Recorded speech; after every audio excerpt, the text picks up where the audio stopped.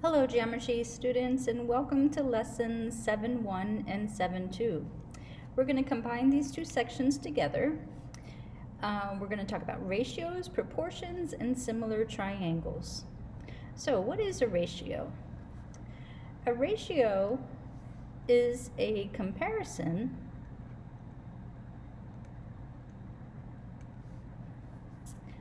of two or more quantities. So the ways that we can represent a ratio, the most common way is probably as a fraction, a over b. We can also do a and then colon b or dot dot b. And the third way is to write it out as the word to, T-O-B. And then keep in mind that ratios can be simplified and should be simplified. Okay, we reduce them just like we would any fraction. So in our example, we have a music store that has 40 trumpets, 39 clarinets, 21 violins, 51 flutes, and 16 trombones in stock. So give each as a simplified ratio. So trumpets to violins. So we've got 39 trumpets, 40 trumpets. I'm looking at the wrong thing there. 40 trumpets and 24 violins. Okay, so I can divide both by 4. I get 10 over 6, and then I can reduce by 2 and get 5 over 3. Flutes to clarinets. So we've got 51 flutes and 39 clarinets. Okay, both of these numbers are divisible by 3, right? If you remember the fact about divisibility by 3, if you add the digits and that sum is divisible by 3, then the number itself is divisible by 3. So 5 plus 1 is 6, I can divide by 3. 3 plus 9 is 12, I can divide by 3. Same thing works for 9, by the way. So 51 divided by 3, that's 17. And 39 divided by 3 is 13. And keep in mind there's nothing wrong with an improper fraction. Okay, there's no reason to change that, and we don't want to change it, right? We want to keep it as that ratio. Trombones to trumpets. So let's see, trombones we have 16. I'll do the dot dot on this one. And then trumpets, 40. So 16 to 40, I can divide both by, let's say 8, right? So I get 2 to 5.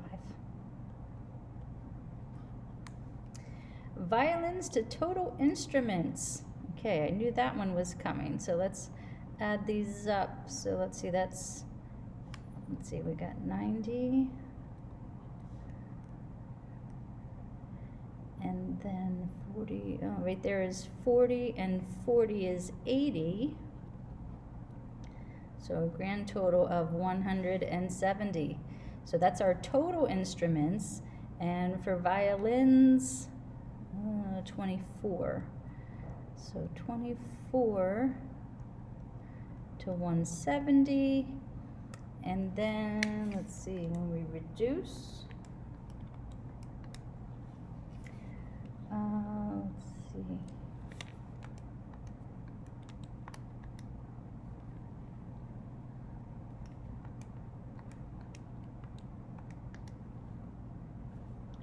Okay, so I can reduce by 2. Let's start with 2. I'm not having much luck here. And 2 to 85. And I think that is the best we can do. Or did I say 2? 12 to 85. Okay. Extended ratios. An extended ratio is a comparison of 3 or more quantities. So we can write that in the form as A to B to C. As you can see in this example here, we have the ratio of the measures of the angles of a triangle is 4 to 7 to 9. So find the measures of the angles. So from our triangle sum theorem, we know that the three angles of a triangle have to add up to 180.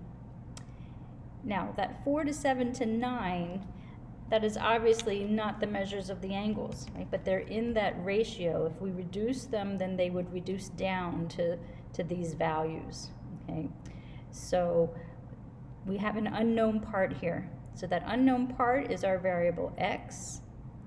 So you could think of it as 4x to 7x to 9x, okay? And I'm gonna add those values and set them equal to 180. So go ahead and pause the video, right? Solve this equation and then find the measures of the angles. And then come back when you're done. Okay, let's see if you got x equal to 9. And then plugging back in, we get 36, 63, and 81. What is a proportion? So a proportion is an equation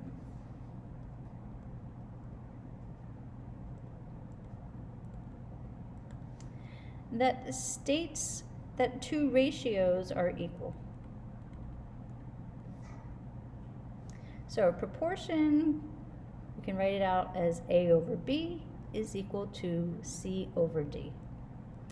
And then remember, we solve proportions by cross multiplying. So for any proportion, A times D is equal to B times C. And here's another thing to keep in mind. This is called the extremes.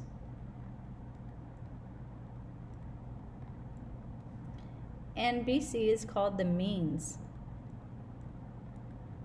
So sometimes you'll hear that phrase that the means equal the extremes, and this is what they're talking about.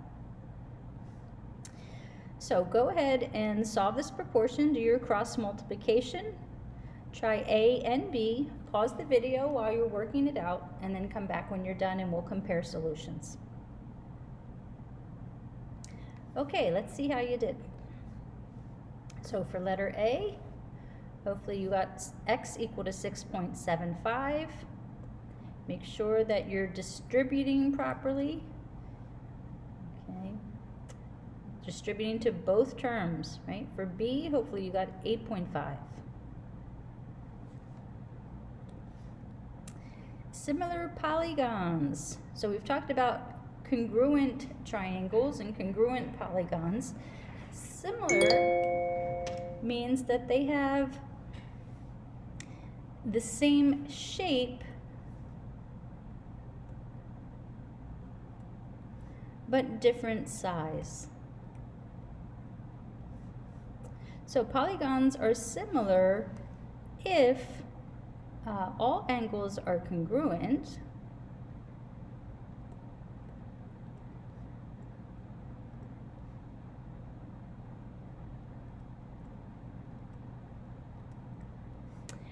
and all sides, or I should say all corresponding sides, let's put that word in there because that's important.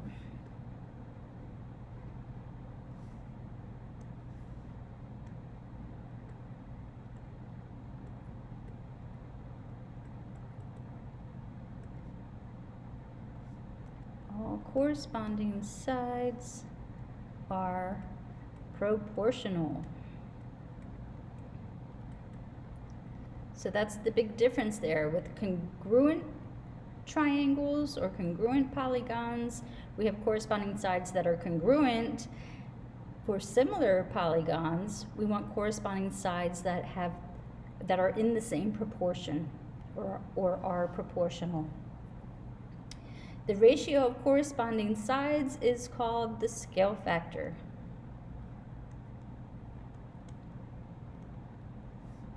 If polygons are similar, then their perimeters are also proportional. So that's an important fact to keep in mind for solving some of our problems.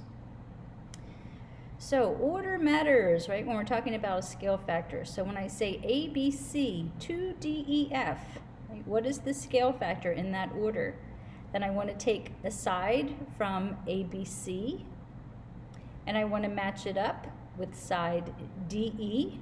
I can get that from the lettering, or I can also get it from the markings on the angles in the diagram.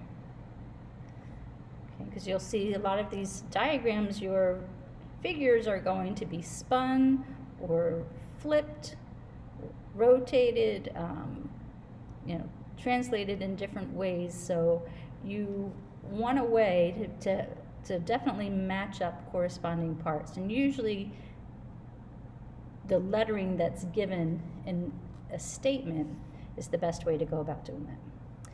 So I'm going to set up 8 to 12. And then reduce by 4, so I get 2/3. So the scale factor of DEF to ABC, that would be 3 to 2.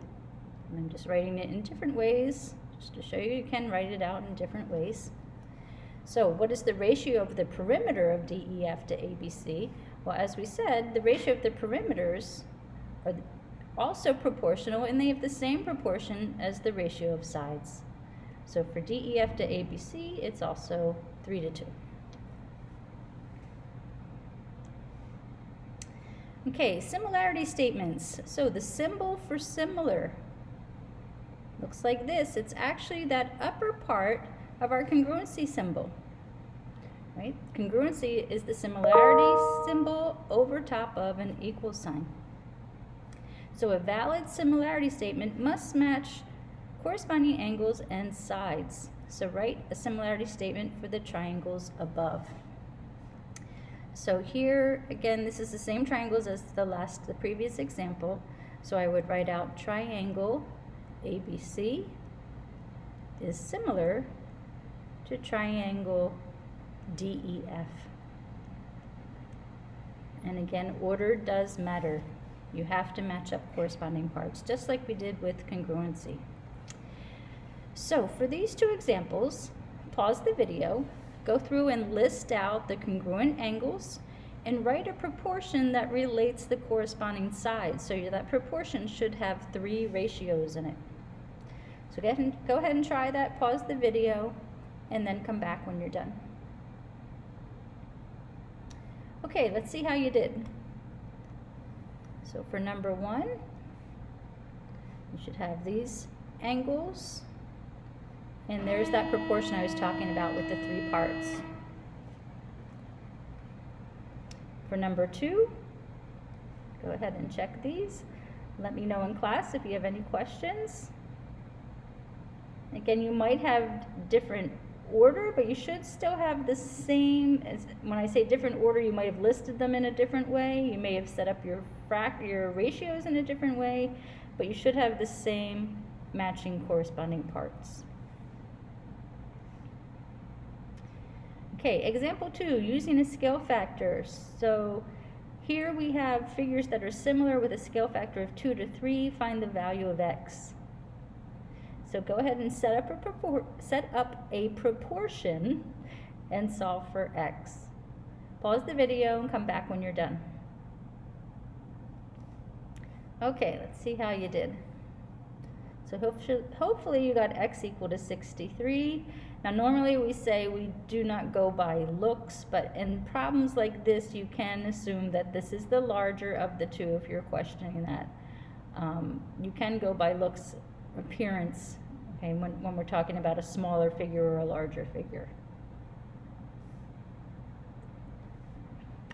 Now, what is the ratio of the perimeters of the figures? Remember, that is also 2 to 3. Okay, same as the ratio of the sides. Example 3, given the similar polygons, use a proportion to find the value of each variable. So go ahead again, pause the video, set up a proportion for both of these examples, and then come back when you're done. Okay, so for letter A, again, match up those corresponding parts. I look at the statement, right, because these are moved around, right? So here I've got QR, and I want to match that up with TU. Okay, the side over here, so hopefully you did that. And then RS corresponds to UV. Set up that proportion, and then cross multiply and go ahead and solve. Now this example is a little bit tricky. Let's see how you set this one up. Now notice here, for the smaller triangle, we've got the side lengths of 20 and 15. For the large triangle ABC, this whole side AB, you have to add these parts together. So that's where the 28 is coming from. So there's the proportion, and hopefully you got x equal to 9. So that concludes this lesson. That's the two lessons combined. I hope you enjoyed it, and if you have any questions, be sure to ask in class. Have a good day.